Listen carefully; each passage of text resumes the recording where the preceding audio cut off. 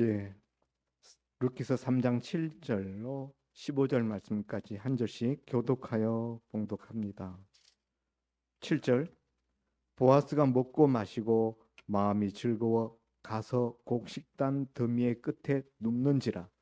룻이 가만히 가서 그의 발치 이불을 들고 거기 누웠더라. 밤중에 그가 놀라 몸을 돌이켜 본즉 한 여인이 자기 발치에 누워 있는지라.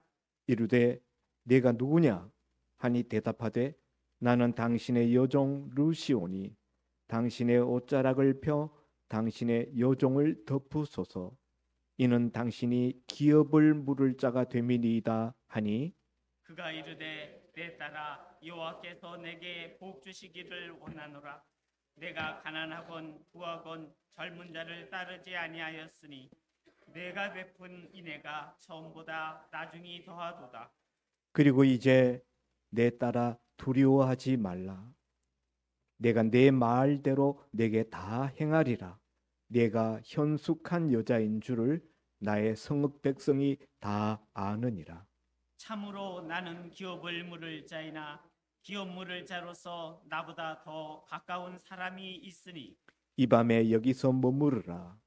아침에 그가 기업 물을 자의 책임을 내게 이행하려 하면 좋으니 그가 그 기업 물을 자의 책임을 행할 것이니라.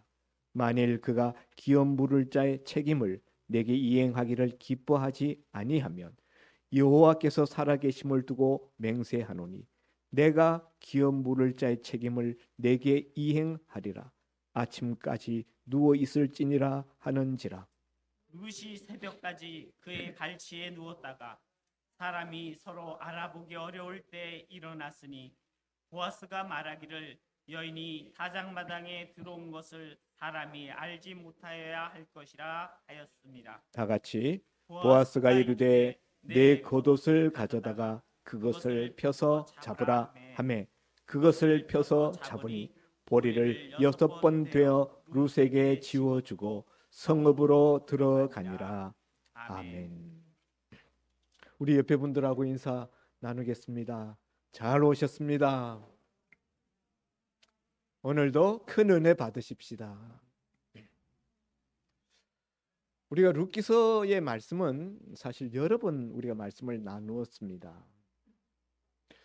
그런데 그 룻기서의 말씀을 나눌 때 주로 룻의 신앙과 나오미의 그 신앙 그것을 위주로 룻기서의 말씀을 나누었습니다. 가만히 생각해 보니까 보아스의 신앙을 중심으로 그렇게 말씀을 나눈 것은 기억에 잘 없어요. 그래서 오늘은 보아스의 인애라는 제목으로 보아스를 중심으로 오늘 본문의 말씀 또 룻기 전체의 말씀을 생각해 보고자 합니다. 부제로 보아스는 왜 룻과 결혼하려 하는가 하는 것이 부제 제목이 되겠습니다. 여러분 어떻게 생각하십니까? 보아스가 룻하고 결혼하려고 한 데 대해서 이 룻기서의 전반적인 이야기를 잠깐 줄이면은 나오미의 가족이 자기 고향 땅 베들레헴에 흉년이 들어서 양식이 넉넉한 이웃에 있는 요단강 건너편에 있는 오늘날의 요르단 땅이죠. 모압 나라에 흉년을 피하여서 이주해 갔습니다. 그런데 그 모압 땅에 이방인이죠. 이방인 땅에 가서 거주한 지 10년 만에 남편이 세상 뜨고 두 아들마저 데려간 두 아들마저 그곳에서 세상을 뜨고 두 아들이 그 모압 땅에서 결혼을 하였는데 그 과부 3명만 남게 되었어요. 나오미가 과부가 되었고 두 아들과 결혼했던 두 며느리가 과부가 되었습니다. 그런데 10년째 되던 해에 고향 땅 베들레헴에 풍년이 들었다라는 소식이 들려왔어요. 나오미는 그것이 하나님께서 너 이제 이방 땅에 그만 머무르고 너 고향 땅 유대 땅 베들레헴으로 돌아가라 하는 그런 하나님의 음성으로 듣고 자기 고향 땅 베들레헴으로 돌아갑니다. 그런데 모압 땅에서 결혼한 모압 두 젊은 며느리가 시어머니 나오미를 따라 나서는 겁니다. 시어머니 나오미가 만류하지요. 너희가 어찌하여 나를 따라오느냐? 내게 너희에게 결혼시킬 또 다른 아들이 있기라도 하냐? 없다는 거죠. 내가 이제 결혼해서 다시 재혼해서 내가 아들을 낳는다 하자. 그 아들이 언제 커서 너희의 배필감이 될 수 있겠느냐? 너희는 나 따라오지 말고 너희 고국 땅에서 너희 동족 중에서 젊은 남편감을 만나서 새 가정을 꾸려라. 그렇게 만류하니 작은 며느리 오르바는 시어머니 만류를 듣고 떨어집니다. 그런데 큰 며느리 룻은 아닙니다. 어머니의 백성이 나의 백성이 되고 어머니의 하나님이 나의 하나님이 되고 어머니 죽으시는 곳에 나도 거기 죽어 묻힐 것입니다. 그러는 일 외에는 난 결코 죽는 일 외에는 결코 어머니를 떠나지 아니할 것입니다 하고 끝까지 따라 나섭니다. 그래서 그 큰 며느리 룻이 시어머니 나오미와 함께 베들레헴 땅으로 돌아오게 됩니다. 그러나 살 길이 막막했어요. 모압 이주 10년 만에 남편 병수발하느라 두 아들 세상 뜨기까지 병수발하느라 있는 재산 다 까먹고 이제 빈손이 되어서 돌아왔습니다. 그래서 시어머니 나오미를 따라온 젊은 며느리 룻은 마침 그때가 보리 추수하는 때였어요. 그래서 들판에 나가서 보리 추수하고 나면 뒤에 남는 이삭 떨어진 거, 그 이삭 줍기를 하러 들판에 나갔습니다. 그래서 이삭을 주워 가지고 그걸로 뭐 풀죽이라도 끓여 먹을 생각을 하고 나섰는데 마침 들어간 그 밭이 이삭 주스로 들어간 밭이 그 시어머니 나오미의 가까운 친족, 시아버지 엘리멜렉의 가까운 근족인 보아스라는 사람의 밭에 들어가서 이삭을 주었다 하는 거죠. 한참 이삭 줍기를 하는데 주인 보아스가 들판에 나와서 어떻게 추수가 어떻게 진행되는가 보러 나왔어요. 나왔다가 보니까 낯선 소녀가 이삭 줍고 있는 것을 보게 되었습니다. 자기 일꾼들에게 물어보죠. 저 낯선 소녀는 누구냐? 뭐 베들레헴이라는 마을이 자그마한 마을입니다. 동네 사람들 다 알죠. 못 보던 사람이니까. 물어보니 하인들이 대답하기를 시어머니 나오미를 따라서 모압 땅에서 온 나오미의 며느리 룻이라고 합니다. 아침부터 와가지고 이때까지 잠시 점심 때 쉰 것 외에는 저렇게 부지런히 이삭을 줍고 있습니다. 그 부지런함을 칭찬합니다. 자, 이제 그렇게 보아스와의 첫 만남이 이루어졌는데 보아스가 이런저런 친절을 베풀어 주지요. 음식 먹을 때 자기 옆에 와서 음식 먹게 하고 자기네들 일꾼들을 위해서 떠다 놓은 그 물을 마음껏 퍼 마시게 하고 심지어는 종들에게 하인들에게 건드리지 마라. 저 여인을 건드리지 말고 저 여인에게 꾸짖지 마라. 그리고 심지어는 이삭을 벨 때 단에서 일부러 이삭을 좀 흩어주라는 거예요. 빼서 이삭 죽게 하는 룻이 더 많이 이삭을 주울 수 있도록 이삭 보리단 묶은 데서 좀 빼주라는 그럴 정도로까지 친절을 베풀어 줍니다. 그 결과 하루 이삭 줍기를 했는데 굉장히 많은 이삭을 주워 가지고 시어머니 나오미께 돌아왔어요. 나오미가 묻습니다. 얘야, 너 어디서 이삭을 주었는데 이렇게 이삭을 많이 주었냐? 엄청나게 많이 주신 거죠. 며느리 룻이 대답하기를 그 밭 주인의 이름은 보아스라고 하더이다. 그런데 그 주인이 저에게 이런저런 이런 친절을 베풀어 주시고 저를 잘 이렇게 후대해 주었습니다. 그래? 보아스란 말이냐? 그 보아스는 내 남편의 가까운 친족이다. 그러면서 그는 우리 기업 물을 자이니라 이렇게 이야기를 합니다. 여기서 룻기서의 중요한 두 단어 중에 하나가 나오는데 하나가 바로 기업 물을 자라는 단어예요. 히브리 원어로는 고엘이라는 단어인데요. 그는 우리 고엘이다. 기업 물을 자이다. 고엘이라는 것은 가까운 친족이라야만 됩니다. 친족이 아니면 고엘이 안 되고요. 고엘이 하는 역할 중에는 어떤 가문의 대가 끊어졌을 때 그 가문의 끊어진 대를 이어주는 역할을 하는 것이 고엘이에요. 가문마다 우리 여호수아서에서 정복 전투가 끝난 다음에 가나안 땅을 분배하였을 때 각 지파별로, 각 가문별로, 가족별로 다 땅 분배가 이루어지는 것을 보았습니다. 그 남편 엘리멜렉의 집안도 이제 할당받은 땅이 있었겠죠. 자, 그런데 모압의 이주에 가서 남편도 죽고 두 아들도 죽었잖아요. 그래서 그 집안의 대가 끊어졌어요. 그런데 바로 그런 경우에 그 집안의 끊어진 대를 이어주는 역할을 하는 사람이 그 가까운 친족이 바로 고엘, 기업 물을 자라는 것입니다. 어떻게 기업 물었냐?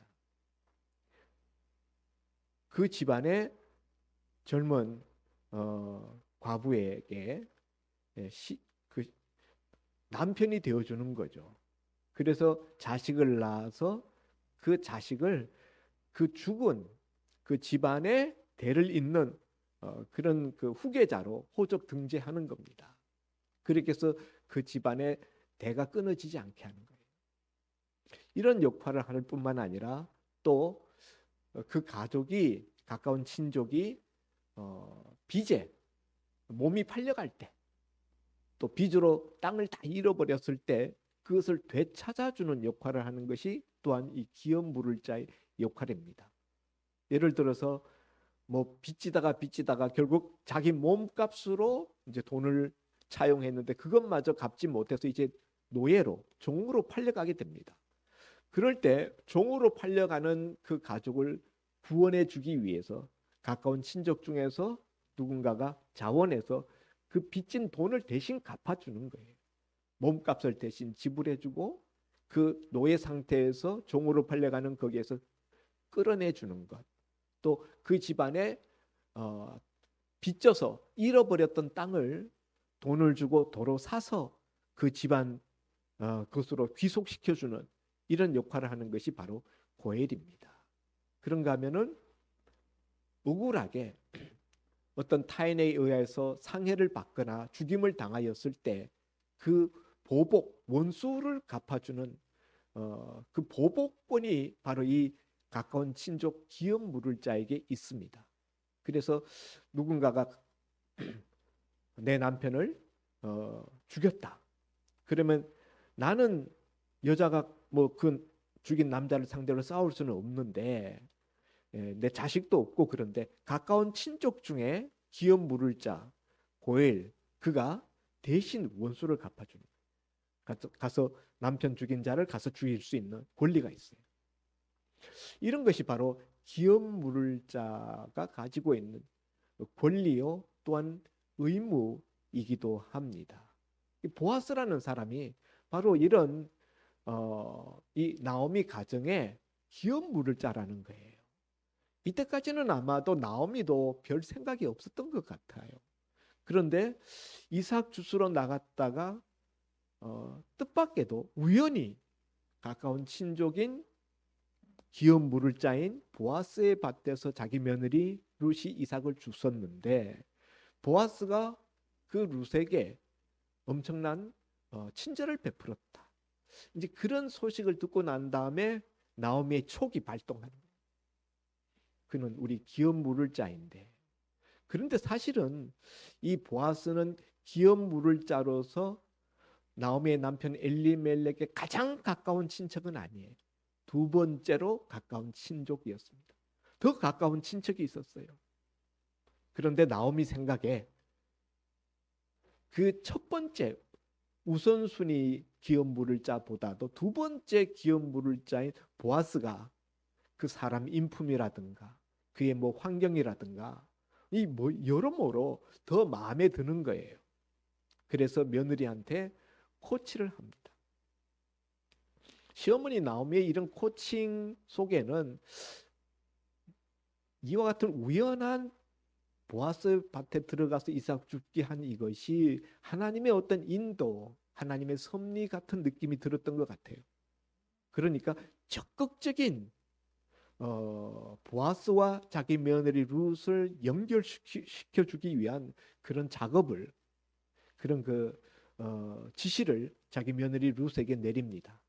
얘야, 너는 내일 보아스가 타작마당에서 모든 일을 끝내고 잠자리에 누울 때 너는 모욕 제기하고 보아스가 어디에 낯가리단 옆에 눕는지를 그 장소를 눈여겨봤다가 그가 들어가서 잠들고 난 다음에 어두워졌을 때 그 발치에 들어가서 누워라. 그러면은 그가 너에게 네가 어떻게 해야 될 것을 다 말해줄 것이다. 이렇게 지시를 합니다. 노골적인 가서 이제 자기의 결혼 의사를 표명하라는 거예요. 자, 며느리 룻의 입장에서는 참 황당한 이야기죠. 자신을 어떻게 보고 이런 지시를 시어머니가 하는가, 그런 생각도 할 수 있을 것이고, 또 그렇게 밤중에 그렇게 남자의 발밑에 들어가서 누웠다가 그 남자가 자기를 덮치면은 그러면 어떻게 될까? 그런 것도 걱정이 되고 염려가 될 수 있습니다. 그런데 며느리 룻은 시어머니 나오미에게 이런 방구 이의 제기를 하지 않고 시어머니가 시키는 대로 모욕하고 몸에 기름을 바르고, 우리 같으면 화장을 했다는 거죠. 기름을 바르고 깨끗한 옷으로 갈아입고서는 보아스가 하루 종일 일꾼들과 함께 타작마당 일을 마치고 잠자리에 누웠을 때 그 누운 잠자리 위치를 파악해 두었다가 시어머니 나오미의 말씀대로 밤중에 그 이불 발치를 들고 들어가서 거기 눕습니다. 오늘 본문의 기사는 바로 그 다음 이야기예요. 보아스가 자다가 보니까 그때는 4월 달이거든요. 4월 말쯤 되었을 때예요. 4월 말 5월 초. 얼마나 선뜩선뜩하지 않겠습니까? 실내가 아니고 실외니까요. 근데 자다가 보니까 뭐 발밑에 따뜻한 느낌이 드는 거예요. 뭐 사람이 있는 것 같은 거죠. 자다가 벌떡 보아스가 정신이 들었습니다. 이 누구야 이거? 이거 소리칩니다. 누구냐? 너 누구냐? 소리치니까 발밑에서 음성이 들리는데 나는 당신의 여족 룻입니다. 당신은 우리 귀여운 물을 자가 되기 때문입니다. 당신의 옷깃으로 이 소녀를 덮으소서. 이렇게 이야기합니다.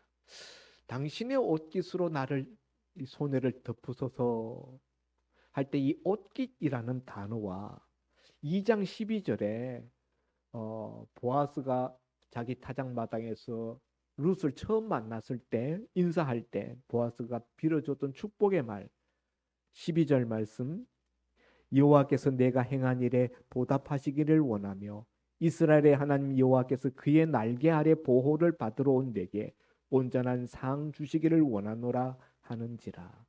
여기 여호와께서 그의 날개 아래 할 때 날개라는 단어와 여기 룻이 당신의 옷깃으로 이 소녀를 덮으소서 할 때 옷깃이라는 단어가 똑같은 단어예요. 자, 오늘 보아스에게 당신의 옷깃으로 나를 덮으소서라는 이 표현은 당시 유대인 여자들이 자기가 시집 가고자 하는 남자에게 공식적으로 자기가 청혼을 할 때 쓰는 그런 표현이에요. 나는 당신에게 시집 가고 싶습니다. 나를 당신의 아내로 맞아주시면 좋겠습니다. 이런 표현이에요. 왜 룻이 보아스에게 시집 가고자 하는지 이유를 당신은 우리 귀여운 물을 자가 되기 때문입니다. 이렇게 밝혔습니다. 그런 이야기를 듣고 보아스가 11절에 보니까 10절에 보니까 그가 이르되 내 딸아 여호와께서 내게 복 주시기를 원하노라. 이게 이제 이스라엘 사람들의 첫인사죠. 여호와께서 당신에게 복 주시기를 원합니다. 내가 가난하건 부하건 젊은 자를 따르지 아니하였으니 네가 베푼 인애가 처음보다 더하도다. 그러니까 일반적인 경우에는 룻과 같은 처지에 처한 여자들은 젊은 남자를 따라간다는 거죠. 자기 연배에 젊은 남자에게 시집을 가기 마련인데 룻은 나이가 많은 보아스에게 시집을 오겠다고 했다는 거죠. 이런 점에 있어서 내가 베푼 인애가 처음보다 나중이 더 크다. 처음에 베푼 인애는 뭡니까? 룻이 처음에 베푼 인애는 자기 시어머니 나오미에게 베푼 인애예요. 다 늙고 다 몰락해버린 빈손이 된 그런 시어머니 나오미를 섬기겠다고 따라온 그것이 룻이 첫 번 베푼 은혜입니다. 시어머니에게 베푼 은혜죠. 그런데 두 번째 베푼 인애는 바로 이 보아스에게 베푼 인애다. 보아스가 그렇게 말합니다. 왜냐하면은 늙은 자신에게 시집 오겠다고 했다는 거죠. 당연히 젊은 사람에게 시집 가야 되는데 이 늙은이한테 시집 오겠다고 내가 그렇게 마음을 먹었다니. 너의 베푼 인애, 인애라는 말은 친절, 호의, 사랑, 은혜 이런 단어로 바꿀 수 있는 단어로 본래적으로는 헤세드라는 히브리어인데 원래는 하나님께 적용시켜서 주로 쓰는 단어예요. 하나님이 우리 인생을 살피실 때, 인생에게 은혜를 베푸실 때 그것을 하나님의 헤세드라고 말하는데 지금 룻에게 이런 헤세드라는 단어를 보아스가 쓰고 있습니다. 자, 그리고 난 다음에 11절에 내 딸아 두려워하지 마라. 내가 내 말대로 내게 다 행하리라. 내가 현숙한 여자인 줄 다 아느니라. 청혼을 받아들인 거예요. 내가 너의 청혼을 내가 받아들이겠다. 그리고 두려워하지 마라. 혹시라도 내가 널 덮칠까 봐 두려워하지 마라. 나 그런 사람 아니다. 그리고 네가 내 발밑에 들어왔다고 해서 내가 너를 어떤 이상한 그런 여자로 보지 않는다는 거예요. 내가 현숙한 여자인 줄을 온 성읍 백성이 다 아느니라. 룻의 그 마음을 다 읽고 그 마음을 이렇게 안돈시켜주는 그런 말을 보아스가 하고 있죠. 그리고 12절에 보면은 참으로 나는 기업을 물을 자이나 기업 물을 자로서 나보다 더 가까운 사람이 있다. 자기 그 혼인 의사, 결혼 의사를 밝혔는데 그러나 법적으로 자기보다 우선권자가 있다는 거예요. 결혼을 할 수 있는 우선권자가 있다. 더 가까운 친족이 있다는 거죠. 그래서 그 사람에게 아침에 가서 의사를 물어보겠다는 거죠. 그래서 그가 아침에 내가 가서 물어봐서 자기의 기업 물을 자로서의 권리를 자기가 수행하겠다고 하면은 그가 너를 책임지고 너와 결혼하게 될 것이다. 그러나 만일 그가 싫어한다면은 그 다음에 내 차례인데 내가 반드시 너를 거두어 내 아내로 삼겠다. 그런 이야기를 합니다. 이 기업 물을 자라는 것은 본인이 자원해야 되는 거예요. 본인이 원해서 권리가 주어져 있지만은 가족의 친척의 그 가까운 순서에 따라서 권리가 주어져 있지만은 나는 기업 물는 거 싫어. 그러면 얼마든지 안 할 수 있고 피할 수가 있었어요. 그래서 그 사람이 우선순위권자가 어떻게 나올지 모르니까 그가 만일 기업 물을 자의 책임을 이행하겠다고 하면은 그가 너와 결혼하겠다고 그러면은 자기에게는 기회가 없는 거예요. 보아스에게는. 그러나 그가 만일 그것을 싫어하여서 너의 기업 물을 자로서의 의무와 책임을 하지 않고 너와 결혼하지 않겠다고 하면은 내가 반드시 너와 결혼하겠다. 이렇게 이야기를 합니다. 자, 좀 서론이 너무 길었는데요. 보아스는 왜 룻과 결혼하려고 하는가 하는 거예요. 보아스는 베들레헴의 유지입니다. 네, 베들레헴의 유력한 사람이에요. 보아스라는 이름 자체가 그 안에 힘이 있다라는 뜻이 들어있는 단어입니다. 보아스는 힘 있는 자예요. 재산도 많았고 영향력도 많았고 존경받는 어른이었습니다. 지금 이 모압에서 시어머니 나오미를 따라온 이 룻은 어떤 사람입니까? 이방인 나그네. 이방인 나그네. 돈도 없고 집도 없고 아무 영향력도 없고. 여러분이 만일 여러분의 아들을 장가 보낸다면은 저 방글라데시에서 어느 날 왔는데 예? 돈도 없고 가진 것도 없고 그런 여자가 왔어요. 여러분은 잘 삽니다. 공부도 많이 하였고 여러분 아들을 방글라데시에서 온 그런 여자한테 신앙은 좋아. 근데 결혼시키겠습니까? 예?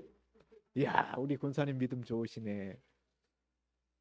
전에 우리 교회에서 있었던 일이지요. 우리 권사님이 나이 많은 노총각 아들이 있어가지고 장가를 보내려고 하는데 이 뭐 그냥 신부될 신부감이 없어가지고 자꾸 해마다 나이를 먹어갑니다.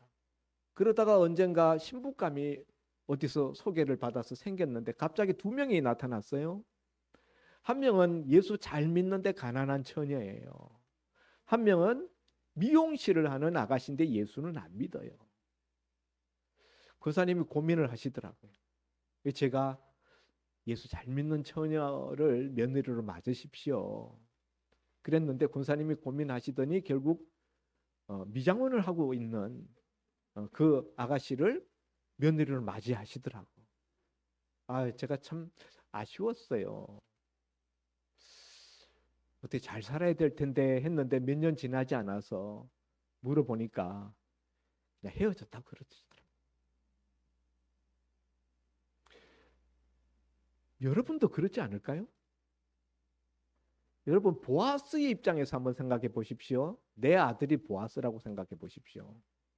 유력하고 공부도 잘하고 명문대학 나오고 집안도 잘 삽니다. 며느리감을 구하는데 저 방글라데시, 저 필리핀 이런 데서 별 볼 일 없이 예수만 잘 믿는 그런 아가씨 한국에 이주민 노동자로 왔는데 며느리를 맞이하시겠습니까?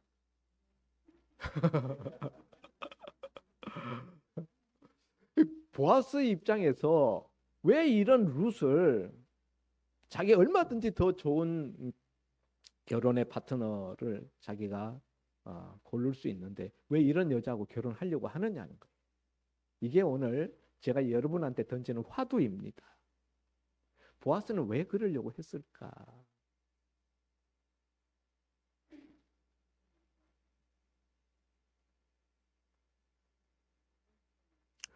2장 12절 말씀 아까 읽어드린 저는 거기에 힌트가 있다고 생각합니다.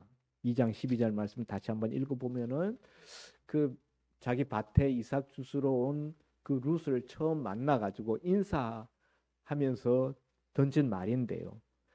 여호와께서 내가 행한 일에 보답하시기를 원하며 이스라엘의 하나님 여호와께서 그의 날개 아래 보호를 받으러 온 내게 온전한 상 주시기를 원하노라 하는지라.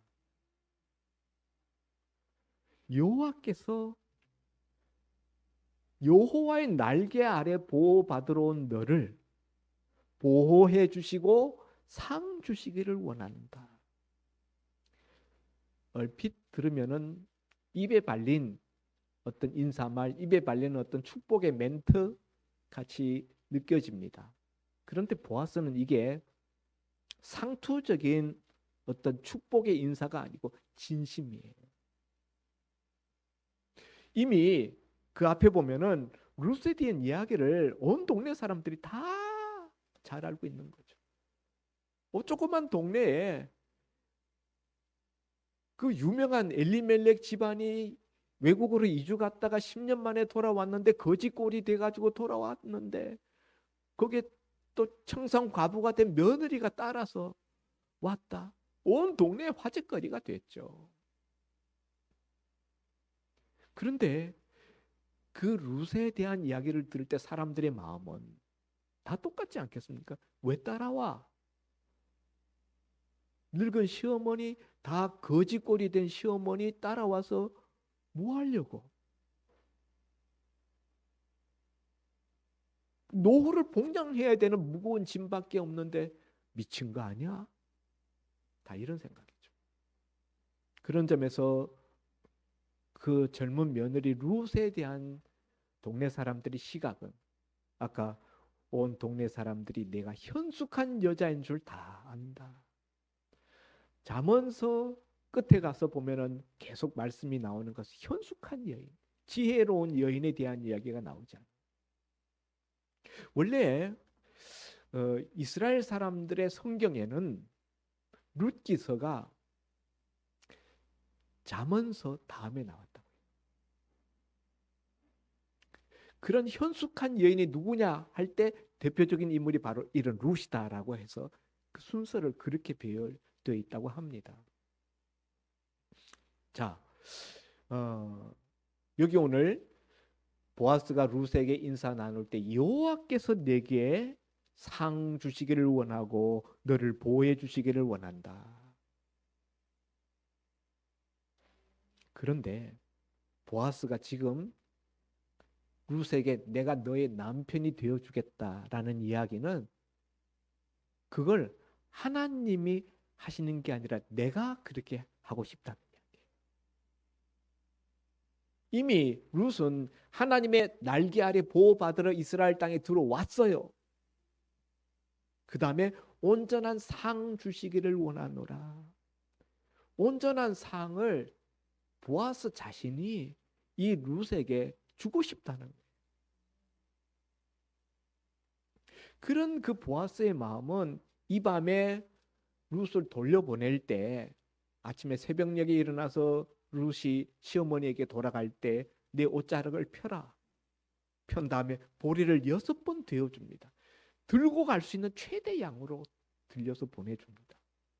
사실 룻이 자기 아내가 될지 말지 몰라요. 그건 이제 아침에 기업 물을 자 우선순위자를 찾아가서 그 사람의 말을 들어봐야 합니다. 그 사람이 기업 물을 자의 책임을 이행하겠다 그러면은 보아스에게는 자격이 없고 기회가 없는 것입니다. 그런데 그런 것에 무관하게 앞으로 어떻게 될지 모르지만은 시어머니에게 빈손으로 가지 말고 이 보리를 가지고 가라. 가지고 갈 수 있는 최대 맥시멈으로 보리를 실어줍니다. 그게 보아스의 마음이에요. 룻기서를 관통하는 또 다른 기업 물을 자라는 단어 외에 또 다른 중요한 단어가 있는데 바로 헤세드, 인애라는 단어예요. 거기에 보면은 이 룻기서에는 3명의 인애가 나오지요. 시어머니 나오미의 인애, 자기보다도 자기 며느리들을 더 위하고 챙기는 인애, 또 며느리 룻의 인애, 자기의 손해와 희생을 각오하면서 시어머니를 따라와서 그 노년을 봉양하겠다는 룻의 인애, 그런가 하면 보아스의 인애가 또 나와요. 이런 그 외국에서 온 젊은 미망인 과부 룻을 자기 아내로 거두어야 될 이유가 없어요. 거두게 되면 어떻게 되느냐? 첫째, 재산상의 손실이 발생합니다. 아침에 일어나서 이 보아스가 기업 물을 자 1순위자한테 가서 설명을 합니다. 너 기업 물을 자 책임 이행하겠느냐? 결국 그 사람이 안 하겠대요. 왜냐하면은 나는 내 기업에 손해가 있을까 하여서 못 하겠노라. 다시 다른 말로 바꾸면은 내 재산에 손상이 있을까 봐 나는 못 하겠다는 거예요. 왜 재산상의 손상이 옵니까? 룻을 아내로 맞이하면은 거기에서 자식을 낳게 되면은 예, 기업이 있어야 돼요. 땅이 있어야 돼요. 그래서 이 가문이 이민 갈 때 이미 빚으로 땅을 다 팔아버렸어요. 자기 가문의 땅이 없어졌어요. 그런데 그 땅을 도로 사서 새로 낳은 아들에게 그 땅을 갖게 해줘야 돼요. 그렇기 때문에 자기 재산을 털어서 엘리멜렉에 그 가문의 그 기업, 땅을 확보해 줘야 된다는 점에 있어서 재산상의 손실이 발생하는 거죠. 그래서 1순위자는 나는 싫다. 내 재산 손해보기 때문에 나 싫다. 또 모압 여자잖아요. 이스라엘 사람들은 이방인들을 아주 싫어합니다. 신명기서에 보면은 이방인하고 결혼하지 마라. 그런 말도 있는데. 그래서 이 모압 며느리 룻과 결혼하는 것에 대해서 부담감을 느꼈던 거죠. 그런데 보아스는 그런 거 개의하지 않고 이 룻을 거두어 주려고 합니다. 이것이 바로 보아스의 인애입니다. 자기 손해와 자기 이미지가 나빠질 수 있어요. 이때까지 쌓아놓았던 그 명망, 그런 것들에 상처를 입을 수도 있어요. 이방 여자랑 결혼하다니? 사람들이 입방에 오르내릴 수가 있죠. 그럼에도 불구하고 개의치 않고 그 룻에게 은혜를 베풀고자 여호와의 날개 아래 보호받으러 온 이 룻에게 상을 주고 싶은 그 마음. 하나님께서 상 주시면 좋겠는데 내가 그 통로로 쓰임 받겠다는 거예요. 자신이. 그래서 스스로 기업 물을 자로 자원하여 룻을 자기 아내로 맞이하겠다는 겁니다. 여기서 보아스의 인애가 드러납니다. 사랑하는 성도 여러분, 그리스도인은 어떤 사람인가? 우리는 먼저 하나님께로부터 인애를 받았습니다.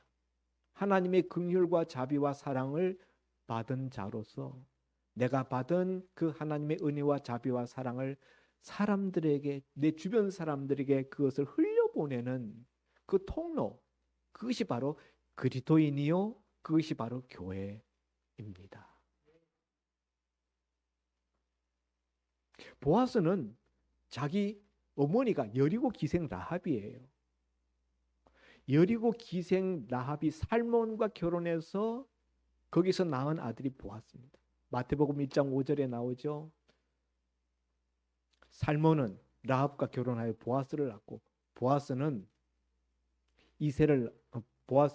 오벳을 낳고 오벳은 이새를 낳고 이새는 다윗 왕을 낳으니라.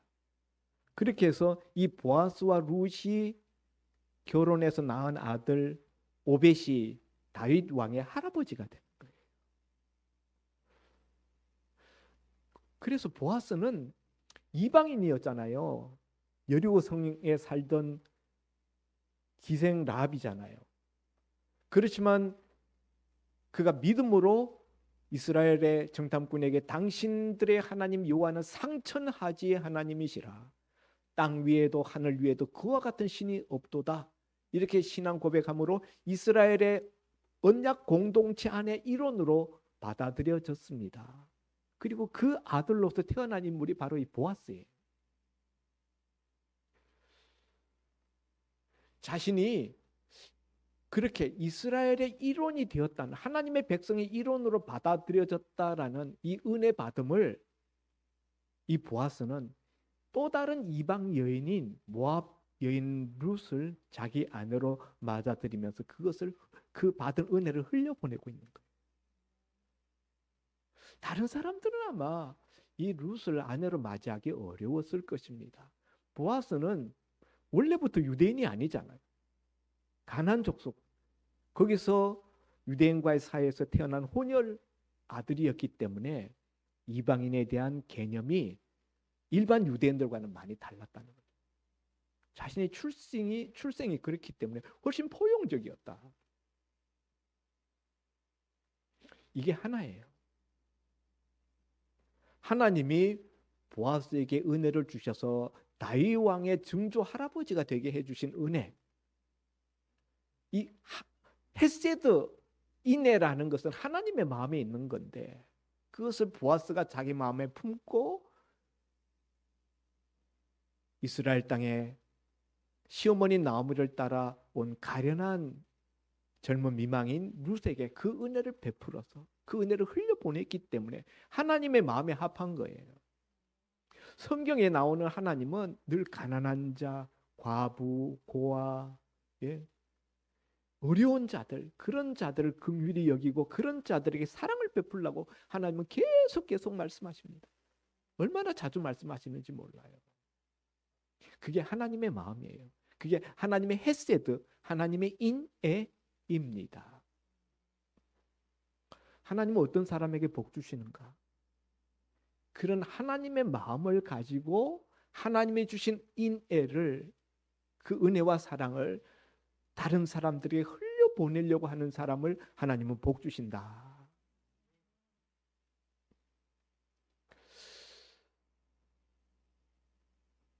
들으면은 쉬운 것 같은데 그러나 실제로 살아보려면 쉽지 않습니다.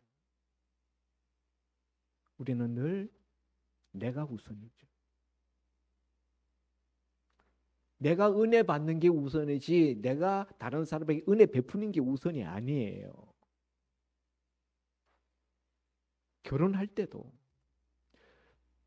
배우자를 만나서 내가 뭔가 득을 보려고 하는 그게 우선이지, 저 배우자가 나를 만나서 내가 내 배우자에게 은혜를 베풀겠다, 내 덕을 좀 보고 살게 하겠다, 이런 마음을 가지고 결혼하는 사람은 극히 드물죠.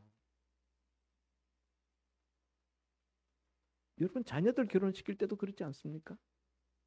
결혼해서 내가 뭔가 좀 득볼 수 있는, 내 아들이 내 딸이 득볼 수 있는 그런 배우자를 고르려고 하지, 내 며느리 내 사위가 내 자식 때문에 덕을 보게 하겠다, 은혜를 입혀주겠다, 그런 마음으로 결혼시킵니까? 그러나 이게 그리스도인이 가져야 될 마음이라는 거예요.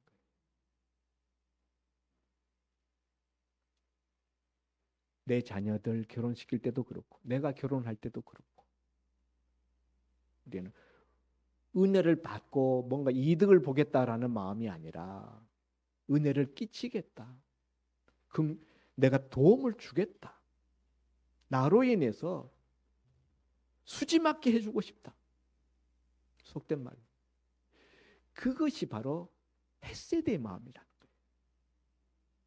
하나님이 그런 마음으로 우리를 대해 주셨기 때문에 오늘 우리가 여기까지 와 있는 겁니다.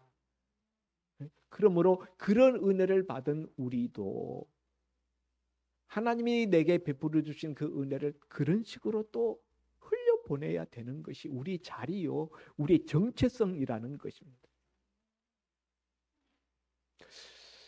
그런데 제가 성도님들의 삶을 보면은 참 그 부분이 안 돼요.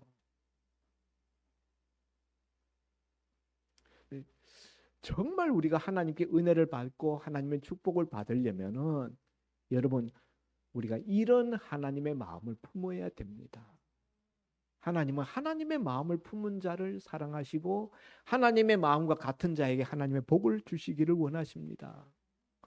보아스가 다윗의 증조 할아버지가 될 수 있었던 거 바로 이 마음 때문에, 하나님의 마음. 룻이 그런 축복을 받은 것은 신앙적인 선택 때문이었어요. 어머니의 하나님이 나의 하나님이 되시리니. 그래서 하나님 섬기기 위해서 그 자기 낯설고 물설고 모든 것이 다 그냥 생소한 베들레헴 그 이국 땅까지 따라온 신앙적인 결단이 룻을 복을 받게 했지만은 보아스는 하나님의 마음을 그 헤세드를 룻에게 흘려보낸 룻에게 베풀어 주신 그 모습 때문에 하나님이 보아스에게 복을 주셨어요. 우리는 여러분 룻처럼 신앙적인 결단도 해야 되지만은 또 다른 이 보아스처럼 하나님의 베푼 은혜를 흘려보낼 수 있는 헤세드의 마음을 가진 그런 사람들이 될 수 있기를 바랍니다. 특별히 성탄절을 우리 앞에 두고 있는데 내일이 성탄절인데 성탄절은 주님이 그 헤세드의 마음을 가지고 이 땅에 오신 날이에요. 그 날을 기념하는 우리도 이 헤세드를 흘려보낼 수 있는 그런 주님의 제자들, 하나님의 자녀들 다 될 수 있기를. 그래서 하나님이 보아스에게 주셨던 것과 같은 축복과 은혜를 받아 간증할 수 있는 저와 여러분 될 수 있기를 주의 이름으로 축원드립니다. 기도합니다.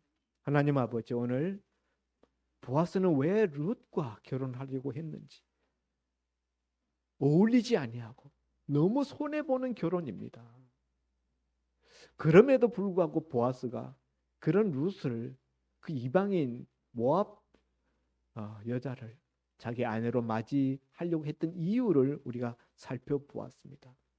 하나님이 복 주시기를 원하고 상 주시기를 원했었던 그 축복의 멘트처럼, 아니 자신이 직접 나서서 그 도구가 되고 그 통로가 되고자 룻을 자기 아내로 맞이하는 선한 결단을 한 줄 압니다. 오늘 그와 같은 보아스를 축복하셨던 하나님, 우리에게도 보아스가 품었던 그 헤세드의 마음을 부어 주옵소서. 예수님 이름으로 기도하옵나이다. 아멘. 말씀 감사합니다. 우리 교회와 성도님들도 이 인의 마음 잘 실천해서 세교동에서 또 평택에서 사람들한테 칭찬받는 교회와 성도 되기를 바랍니다. 405장 공헌 드리며 찬송 부르겠습니다.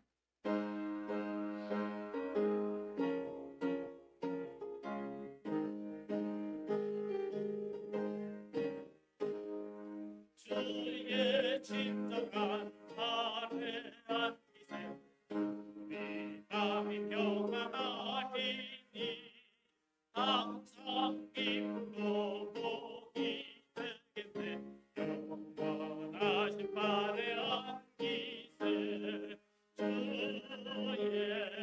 아뢰 크신 아뢰한 기세 주의 말에 영원하신 아뢰한 기세 날이 갈수록 주의 사랑이 광명하게 비치고 가는 길 편히 가니 영원하신 아뢰한 기세 주의 말에 크신 아뢰한 기세 주의 말에 영원하신 아뢰한 기세 주의 보좌로 나아갈 때에 기뻐 찬미 소리 외치고 겁과 두려움 없어지리니 영원하신 아뢰한 기세 주의 말에 크신 아뢰한 기세 주의 말에 영원하신 아뢰한 기세. 드린 헌금을 위하여 목사님 기도하십니다. 좋으신 아버지 하나님 감사합니다. 아버지 하나님, 오늘도 헤세드의 은혜를 우리에게 부어 주시니 이 주님의 마음, 하나님의 마음을 품고 나가서 그 사랑을 널리 펼 수 있는 저희들 되게 하여 주옵소서. 오늘도 받은 은혜 감사하여 하나님 앞에 이모저모로 예물을 드렸습니다. 드린 손길 기억하여 주시고 먼저 저들의 영혼이 잘 되게 하시고 그 영혼이 잘 됨 같이 범사에도 잘 되게 하시고 육신에도 강건함을 더하여 주시사 그 손으로 그 발로 무슨 일을 도모할 때 주의 오른손이 함께하여 형통함을 이루게 하여 주옵소서. 드린 예물 위에 주님 축복하시고 주님 역사하여 주셔서 하나님 나라가 날로 확장되는 역사가 일어나게 하시고 죽어가는 영혼들 살리는 아름다운 역사가 일어나게 하여 주옵소서. 감사하고 축복하며 예수님 이름으로 기도하옵나이다. 아멘. 아멘. 교회 소식 시간입니다. 내일이 이 성탄절입니다. 오전 11시에 주일 예배와 같은 11시에 성탄 예배를 드리겠고요. 그 예배 순서에 보면 각종 시상, 우리 필사했던 뭐 이런 시상들이 있겠고요. 또 예배 후에 그냥 헤어지지 않고 내일은 식사하겠습니다. 아마 점심 식사로 떡국이 준비된 거로 여전대에서 준비된 거로 알고 있습니다. 그리고 남녀전대 총회를 실시했는데요. 금년과 같이 내년에도 임원들이 더 연임하는 거로 1년 더 그렇게 결정이 되었습니다. 그 시상을 위해서 성경 쓰기 제출을 꼭 미리 하셔서 오늘까지 하셔서 빠지지 않도록 준비해 주시기 바랍니다. 다음 주일이 올해 금년 마지막 날인 동시에 또한 주일입니다. 그래서 저녁 예배는 드리지 않고요. 송구영신 예배를 밤 11시에 드립니다. 주일 예배가 보통 7시 반에 저희가 있었는데 주일 예배는 저녁 예배 없고 송구영신 예배 11시 예배로 대처합니다. 명심하시기 바랍니다. 목사님 다른 강구사항 있으시면 다 같이 일어나서 502장 통영들 부르는 위에 윤일호 목사님 축도로 오늘 주일 예배를 마칩니다.